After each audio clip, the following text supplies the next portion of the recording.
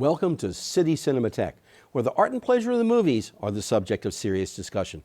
I'm your host, Jerry Carlson, and I teach film studies at the City College of the City University of New York. Today, our subject is innovation in early American sound film, and our movie is The Front Page, directed by Lewis Milestone and based upon the hit Broadway play by Charles MacArthur and Ben Hecht. This is a fast-paced comedy. It's also pre-code, so it's racy, we could say, in a number of ways. We'll be talking about that and its other innovations after today's screening. Joining me will be one of my colleagues from the City College of New York, Professor of Journalism, Barbara Nevins Taylor. Now, take this look into journalism from almost 100 years ago in The Front Page. Welcome back to City Cinematheque.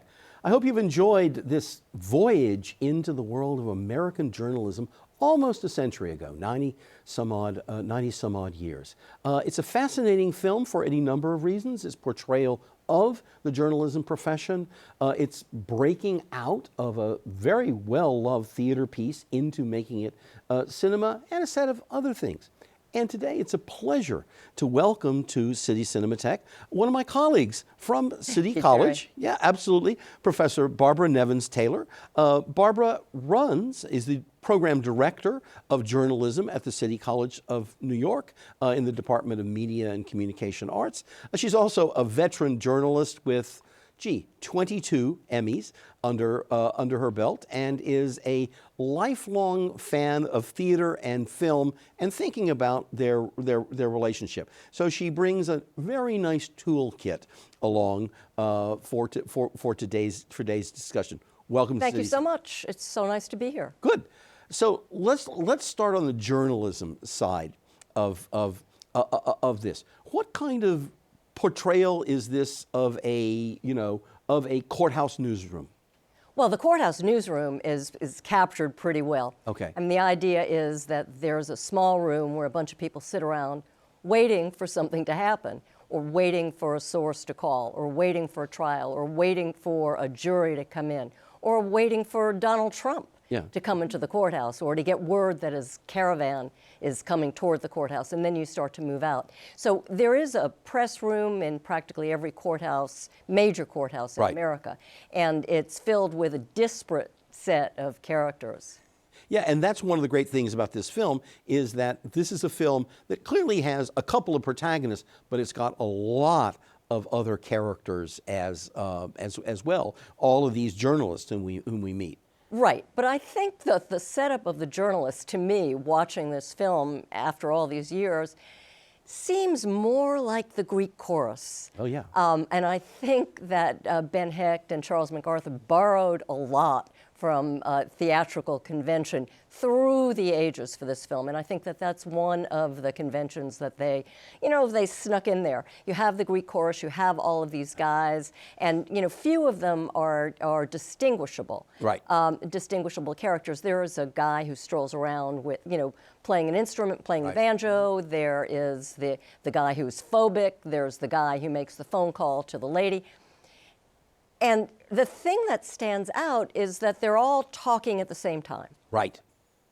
They're all talking at the same time. And because this was an early sound picture, you have to figure that the volume was deliberately loud. Absolutely, yes? Yeah. Is that correct? Yeah. Well, it's also, this is one of the challenges, because this is a famous, as you well know, it's a famous play for this repartee. And if you're projecting from the stage out, there's a mixture in the acoustics of the room itself. Whereas here, there's this question of, can you keep those voices separate enough, but at the same time, artistically portray what is this cacophony and kind of chaos of these battling voices among these people, because they don't stop for one another. Each one of these people who has a personality, they assert themselves, in the conversations, and this is one of those early films in which you do get the overlapping of this, as opposed to people being a little bit scared and saying, wait, give it that 1/3 of a second beat between this so they can get the difference. But part of the energy that you get in this room is from them talking over one another. But that's because they're competitors, and that's Absolutely. what the director gets so well, and the writers obviously got so well because the writers love this business.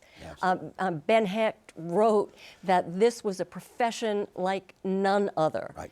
It is a profession like none other. If you have been a reporter, as I have been a reporter, Right. and you are after a big story, and there is no greater feeling than that. It's wonderful, and that's the kind of thing that this movie and the play tried to capture, was this love of journalism, this love of getting the big story, this love of getting the scoop. That was the through line that ran all the way through the movie. Absolutely the case. But I think it's worth talking just for a moment over the fact of the media landscape is very different 90 years ago, because this is early sound film, so it's also early radio. So where are Americans getting all of their news? Well, there was this huge competition between newspapers Right. at that time, and these were tabloids. It was a kind of journalism that we don't have now, where there was a tremendous amount of competition. I mean, these folks made stuff up. And, I don't know, I wasn't there. I'm a journalist, I don't make assumptions. But I can tell you that newspapers took positions, and Right. often reporters espouse those positions in search of the stories that they were covering. In this case, in this movie and the play, they were trying to expose corruption of the sheriff and the mayor. Right. And the issue was, the deliberate hanging of this guy who may or may not have shot the cop. And Right. he was an anarchist, he was a Bolshevik, whatever that meant at the time. And they were after him because the policeman that he shot was a black man. Right. And so they would get the black vote. Right. And they didn't use that word then. They used another euphemism. Right. And I'm getting all mixed up here because I want to talk about the horrible language that's used in this film. Well, let's talk about the language, because one of the things about early sound film is that people are hearing vernacular languages of different countries for the first time. You could read those vernaculars in novels and things like that. So this is a film that is really rendering American English, and these people whose job is to use language. They're journalists, and it's a pre-code film. So therefore, there's very little censorship of it, and it is true to what the play is like. The play is, uses much of this language, as well. And it's not our politics of language currently at all, is it? No. Okay. I mean, I took offense immediately, honestly. I mean, when, almost immediately, there was the first scene, and then there was a scene in the press room where one of the reporters called a woman and said, "Were you the victim of a peeping Tom?"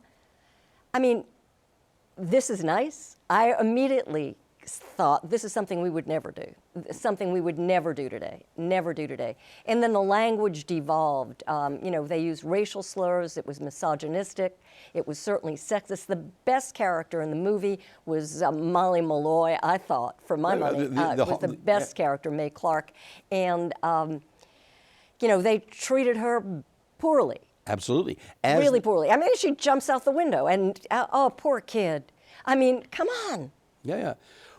Well, this raises this question about the whole story, and the story world itself is, where's the kind of moral or ethical center of this? Well, yeah. Well, there didn't seem to be one. There didn't seem to be one with language. There didn't seem to be a moral, ethical center about the way a code of ethics for journalists to behave. We started to talk about this, and I got into the language issue. But the whole notion of doing what's right, theoretically, Walter Burns was after this big scoop. He wanted to expose the bad, corrupt politicians. Right. This is supposed Mayor to be and the sheriff, right. This is as the set representatives. in Chicago. Yeah. It's supposed to be set in Chicago, and there was an escapee, and the whole question about Chicago politicians and the role of the press, and this was a satire. Yeah, and absolutely. so it was making fun of it. But still, there was no moral center running through it. It was a kind of ethics that was totally unacceptable. Here they were not making deals with the politicians, deliberately saying we're going to get them. We don't do that. I mean, that's something that journalism today does not do, and I'm not sure that journalism then did. Right. Well, I mean, again, it did in some areas. In tabloid journalism, certainly during the era of yellow journalism at the turn of the century, there were publications that just did not tell the truth and did not have an ethical center. Well, and this also is a film that announces that it's taking place in the mythical kingdom. Correct. Okay, and no, but part of that is to give itself this, high, what I'd call high satiric license, right, to exaggerate certain kinds of things. And coming back to one of the points you just made about the chorus, one of the great things about the chorus is you'll get something that is a fact and an event. And then you'll get three reporters that talk about it in completely different ways. Different ways, and that comes back to your point about that they're interpreting in the framing that is required from their particular newspaper. Right, they're lying. I mean, we can use the language boldly. This movie theoretically uses language boldly. So yeah, no, they're lying. They are writing in a way that they think will get attention for their particular audience, for their particular newspaper. But the interesting thing about the lying and the truth is it all gets mixed up in this movie. Yes. Because Walter Burns says the only person he can count on to do the job of a real reporter is Hildy Johnson. Right. Well, and that is the through line of the true, we would say, romance, or we could say bromance in the film, because this you could say that this is a high satiric bromantic comedy, because again, one of the points you're making is this is also a very male world portrayed in the film. Now, one should also say that a number of years later, and many of our viewers know this, there is a remake of the film made by Howard Hawks, His Girl Friday, in which the Hildy Johnson role is played by Rosalind Russell, and that introduces a whole other set of gender issues there. And it's also it's a great American film by everybody agrees about His Girl Friday. Here, that heterosexual romance aspect, I mean, Peggy Grant she's a blah character. Right, she's nothing. I mean, she is his love, and he seems very devoted to her, but the person he has the relationship with is Walter Burns. And Walter Burns has this passion for him, and he has this passion for Walter Burns. But the underlying thing is journalism. They love it, and what he's trying to say, Walter Burns is trying to say to Hildy Johnson is, you can't leave this profession, you can't.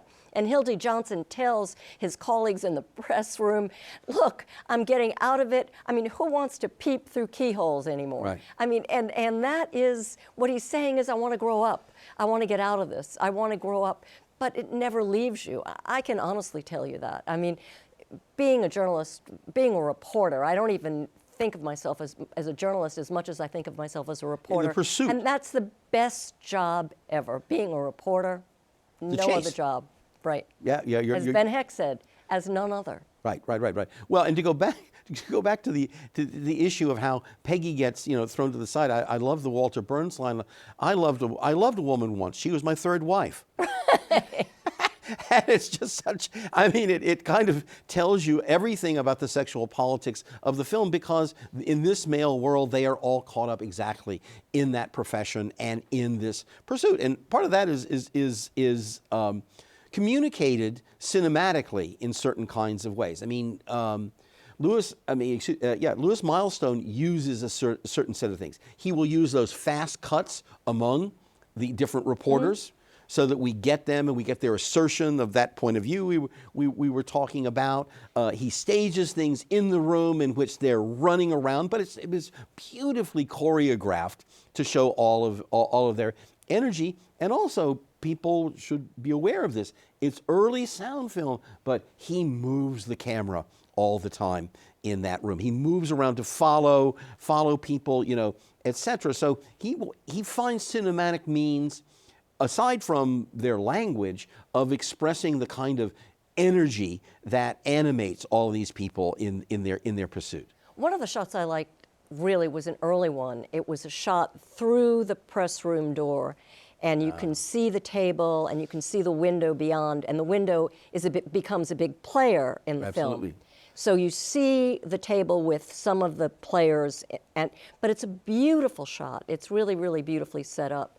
And there are other really, to me, beautifully cinematographic shots that are set up like that are just absolutely staged, framed beautifully, where you see just exactly what the director wants you to look at. Well, and that's also, I think Lewis Milestone's style in the film is frequently, and I say this in a complimentary manner, it's not invisible. It's very conspicuous.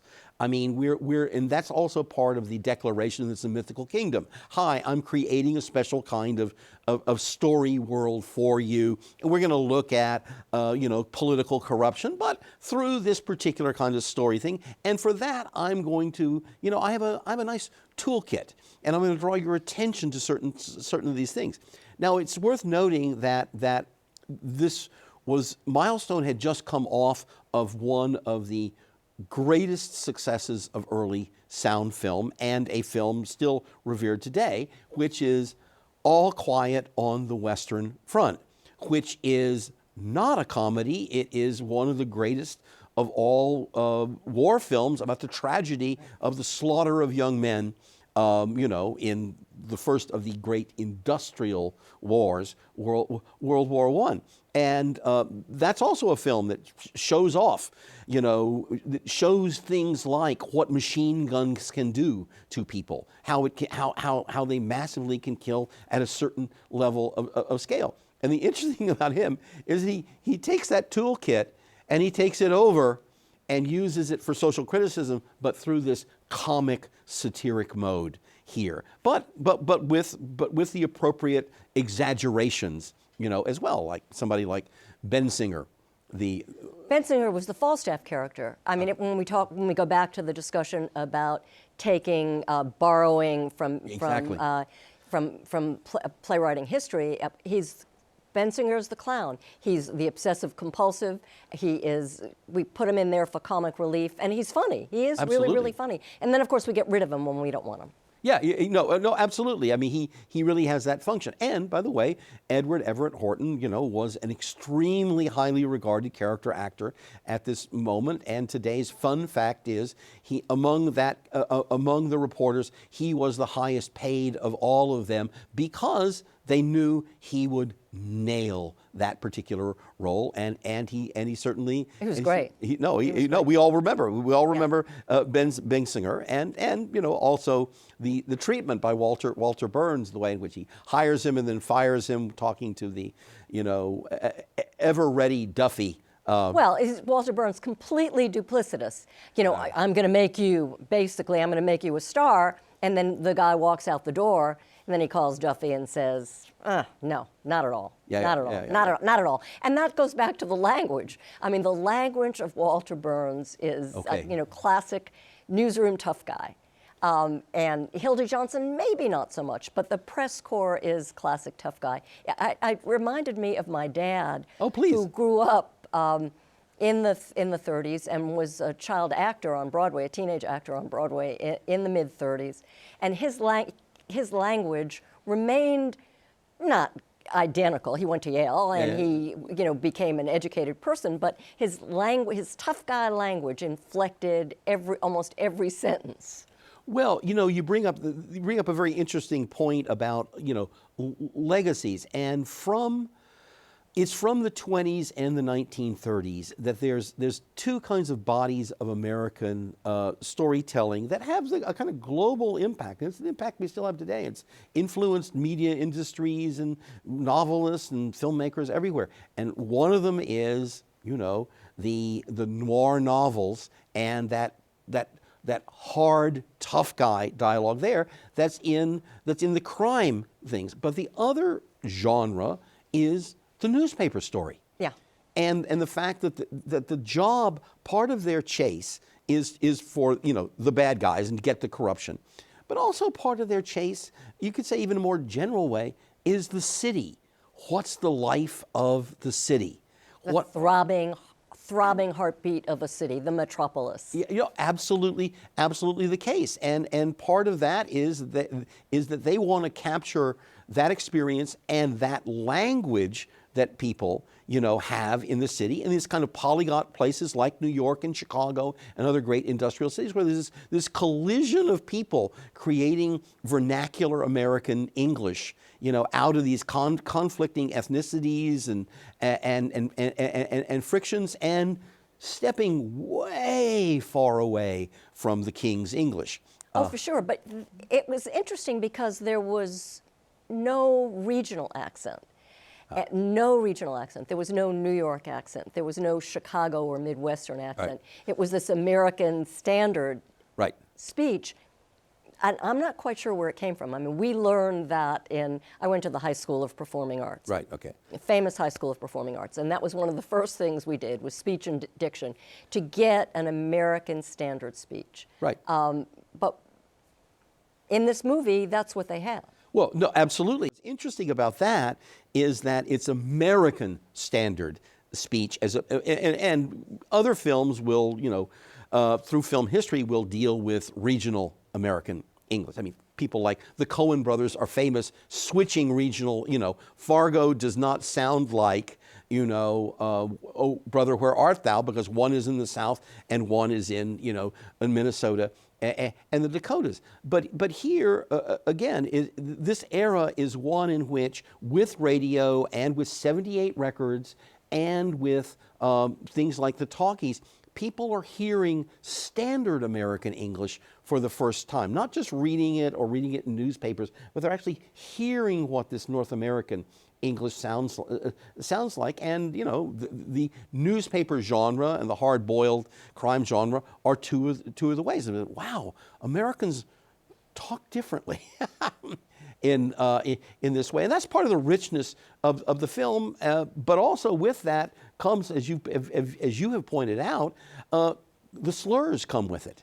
And the That's not rich to me. I mean, I found that really disturbing throughout the film. I was distracted by it, and I had to go back and take a second look, because all I could hear, were the slurs and the misogynistic language. And I'm happy you introduced that word, because we've been talking about this kindly on the bromance side. Yeah. But the flip side of the bromance is the misogyny involved in this, and the treatment of women, across. Peggy is not that interesting. Mother, they're willing to kidnap her and almost kill her. Molly, to get their attention, has to try to commit suicide. So there's a disturbing gender politics involved here. Well, it's also the language. It's also what they say. It's not just what they do horrible things. Yeah. They do horrible things to women. Just even the trashing of Molly. She comes in and she says, I'm just a streetwalker, and you don't pay attention to me, but I tell the truth. That's basically it. She is the the only honest broker in this film. Now, but maybe and maybe Peggy is too. I mean, okay. All she wants is to get married. And so my question, and it's an open question, is there's the perspective of somebody like Walter Burns, and we see as ethically confused, even though his ultimate goal is something we might admire. So do you think that the film itself really does side with some of the people who have greater clarity?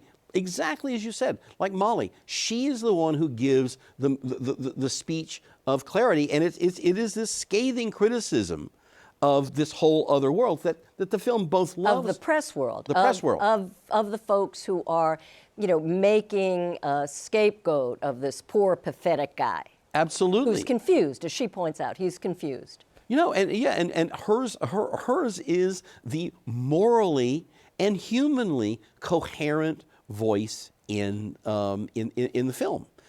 But even as such, to get really get their attention to something like, they will actually stay and see whether she's going to survive or not. She has to jump out of the window. Right, and then she disappears. I mean, that's the end of her. I mean, maybe she survives. Call an ambulance, somebody says. Poor kid, somebody else says. Yeah. They do stick around, but then they desert sticking around to see how well she's doing because they're called back into the into the chase. So again, this is a film that has so many virtues, in terms of its moment of storytelling, in terms of how is theater going to become cinema, but also it gives us this snapshot into a lot of the contradictions of the media world and of the ethnic politics, etc., of an America in the late 1920s and early 1930s. Well, I think that's true. I mean, I think it's true. I didn't live there, but I do think that there were probably people. I have to believe there were people who were ethical, and certainly I don't want to get. What are we going to do? We have to end on the fact that you believe there are ethical people because we've run out of time. But it's a great place. It's a great place. It is a great place. We were going to end with faith in ethical people. Ethical journalism. Absolutely. Okay. Good last word there. Okay. So if you've enjoyed what we've done today and you'd like to know more about City Cinematheque, please visit the CUNY TV website. Visit www.tv.cuny.edu. There you'll find information about our programming for this series and all the other programming on CUNY TV. So visit www.tv.cuny.edu. Barbara, thank you for a lively discussion and your insights as a professional journalist. You've thought a lot about it, and thank you for sharing it with us. Jerry, thank you, and thank you at home. Thank you. Okay, great. And thanks for joining us here today. And please come back and join us again as we continue our stroll through the archives of film history. It's bye for now.